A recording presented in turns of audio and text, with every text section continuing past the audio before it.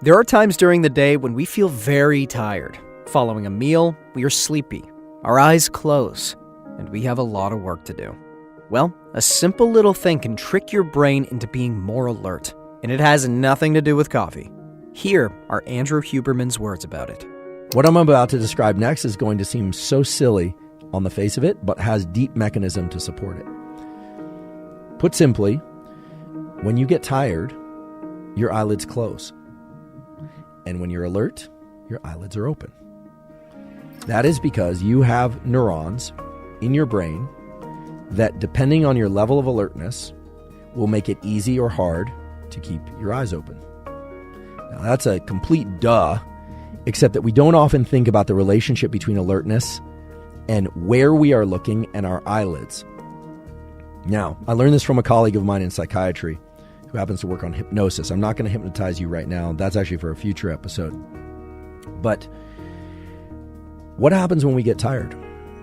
Our eyelids close and our chin moves down. We tend to nod out this way. If you have ever been in a classroom, certainly not one of mine, but if you've been in a classroom and the lecture is kind of drawing on, or it's the afternoon, what you'll notice is that a number of students, their heads are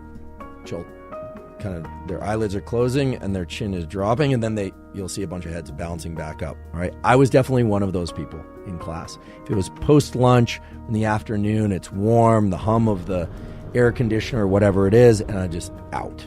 Okay. When we're wide awake, the opposite happens. Our eyelids are open all the way, and our chin happens to be up. And no, this is not me telling you to have good posture.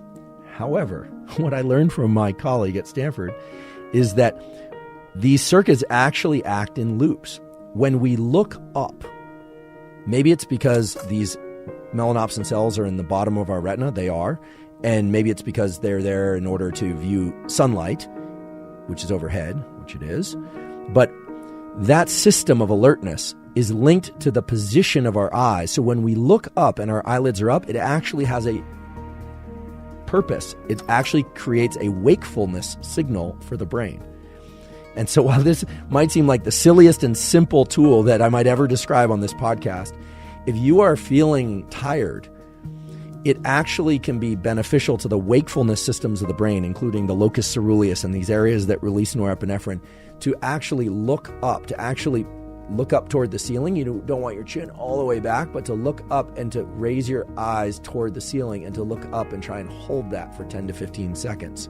So this isn't looking up and closing your eyes like on a nice sunny day. That's relaxing. This is looking up and actually looking up at the ceiling. It actually triggers some of the areas of the brain that are involved in wakefulness. So if you're somebody who's falling asleep at your work, this can be very beneficial. Likewise, many people are looking at their phone all day and their chin is down, and then they're sitting at a computer that's positioned below them and they're having trouble staying awake or focusing. It can be I tell Costello this all the time because he's always falling asleep while he's trying to do his work.